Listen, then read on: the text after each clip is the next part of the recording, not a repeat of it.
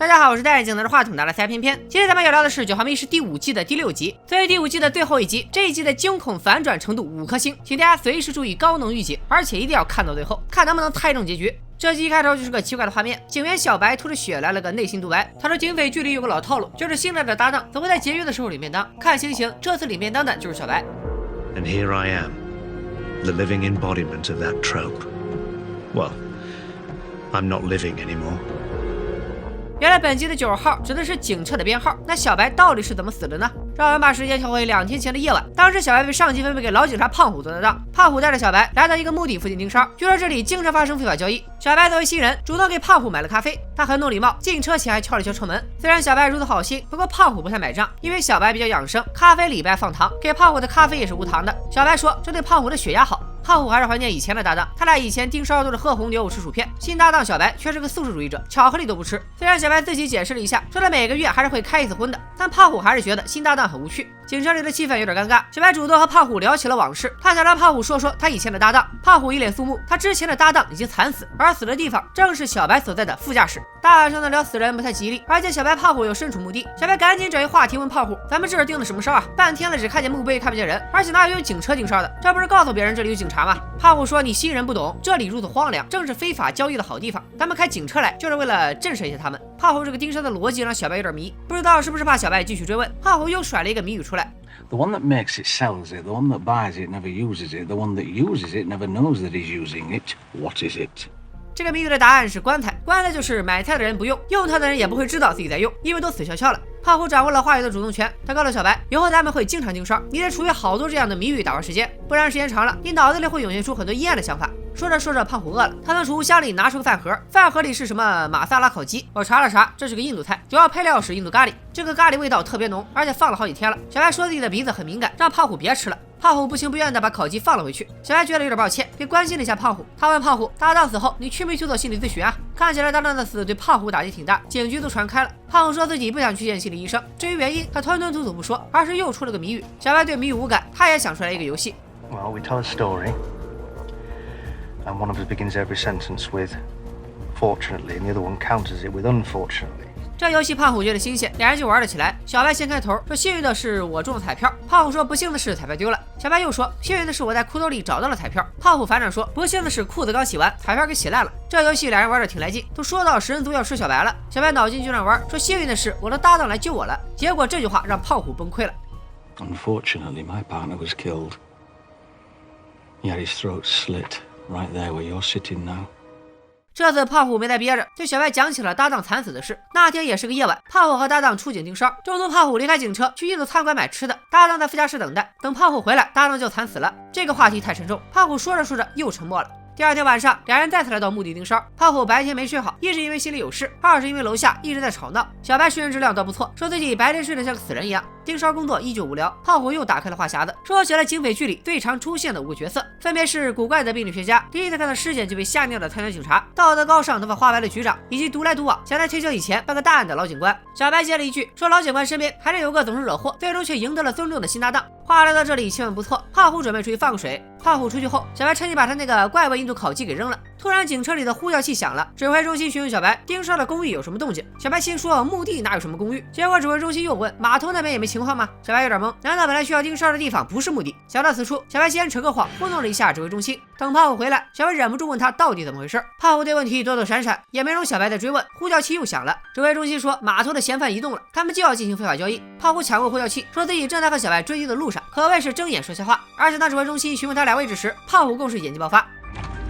Control from Oscar 9. Suspect is currently heading south on and hit over. Oscar 9, you are Romeo 1. Say again. 俩人急匆匆地开车赶往码头那边，路上小白继续追问胖虎，为什么明明盯梢的地方在码头，你却带我去墓地？胖虎这次说了实话，他说那里就是他前搭档的墓地，但他发现搭档的墓地被破坏了。胖虎怀疑破坏墓地的人就是那晚割喉的凶手，所以他每晚去那里蹲守，一方面保护搭档的墓地不再被破坏，另一方面也看看凶手还会不会再来。正说着，车子要经过一个跨河大桥，小白说大桥在维修，让胖虎绕路。两人绕来绕去，终于开到了码头。胖虎眼尖看到了嫌犯，他一个人出警车要去搞个偷袭。小白守在警车里心神不宁，他无意间从车里翻出一个袋子，里面竟然装着一把古董剑，和袋子一起装着的还有个本子，里面有胖虎和前搭档的照片，以及当时割喉案的新闻简报。胖虎此时通过对讲机告诉小白，他躲在了嫌犯身后的角落，准备伺机而动。没想到对讲机刚关上，外面就传来了枪声。小白急切地呼叫指挥中心，让增援来得再快点。可指挥中心却说，增援最快也要2分钟才到。担心胖虎的小白不能等了，直接冲了出去。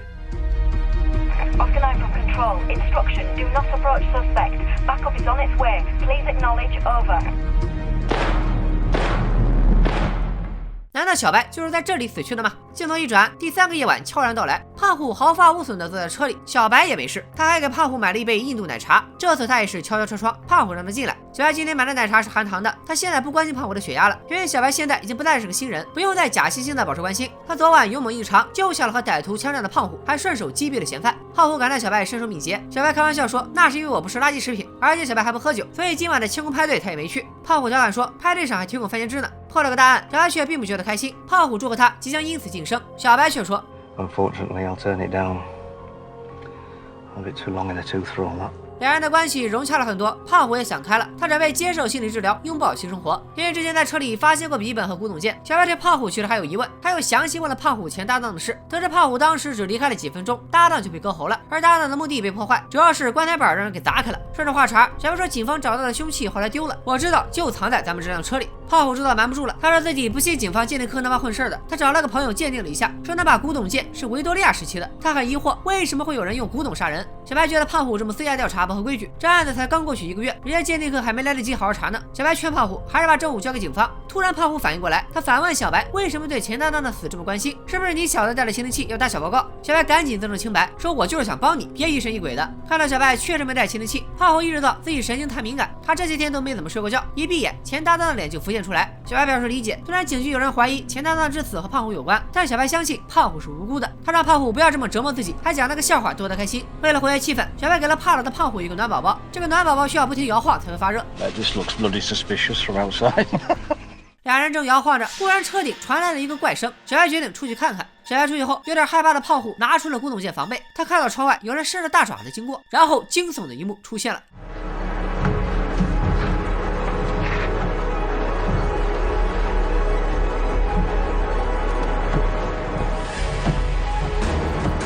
害怕们把屏幕打在兄弟上，一眨眼的功夫，那个很像钱搭档的黑影又消失了。难道只是胖虎的幻觉？随后小白出现在后门，问胖虎可不可以进来。胖虎巴巴的小白回来，让他赶紧上车。胖虎说刚才自己出现了幻觉，好像看到了钱搭档。后头的小白这次没有安慰胖虎，而是这样回应 He's probably just hungry. 随后小白给胖虎出了个谜语，说有个东西有如下5个特征：他们白天睡觉没办法跨过流水，只有获得邀请才能进屋；他们受不了大蒜的气味；他们在镜子和监控中没有影像。胖虎很紧张，一时间没有猜出这个谜语的答案。小白直接用行动告诉了他。比利其实就是小白的身份，吸血鬼。小白贪婪地吸食着胖虎的血液，吸着吸着有人敲门，正是已经变成吸血鬼的胖虎钱搭档。这下胖虎明白了一切，那个晚上袭击钱搭档的就是吸血鬼小白。One of the more persistent cliches of the police procedural is that the new partner always winds up dead. And here I am, the living embodiment of that trope.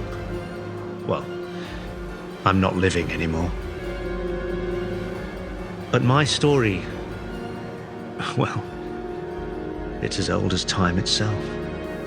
《最小秘是第5季的最后一集，果然如片中之前所预料的一样，是本季最吓人的一集。之前每一季的最后一集也大多是这种怪力乱神的题材，这集玩起了吸血鬼元素。如果你留意这集的很多细节，其实小白是吸血鬼的暗示很早就出现了。首先是一开始小白就说自己不是活生生的，其次是他每次从外面回来都故意买2杯饮料，一手拿1杯，好让自己没有手开车门，这样胖虎就会主动帮忙开门。吸血鬼传说里他们需要邀请才能进门。小白一直说自己是个素食主义者，每个月只开1次荤，说的就是每个月只吸1次血。而根据小白劝胖虎把证物还给金德克的话可以得知，钱搭档被吸血正好是1个月前。说到那个证物古董剑，还记得小白说拒绝升职的理由吗？他说自己太老了，牙齿不好用了。他是真的牙齿不好用，咬不开脖子了，所以用那把古董剑割喉以后再吸。钱搭档的棺材被人砸开，那是因为他也变成了吸血鬼，白天在棺材里睡觉，晚上需要从棺材里出来。之前胖虎还出了个棺材的谜语让小白猜，他完全没想到小白对棺材再熟悉不过，那可是他的家。异曲同工的还有小白说自己不去派对是因为不喝酒，其实是担心酒吧的监控。然后胖虎说派对上有番茄汁，红色的番茄汁暗示着血液。胖虎这话没准让小白怀疑胖虎已经猜出了他的身份。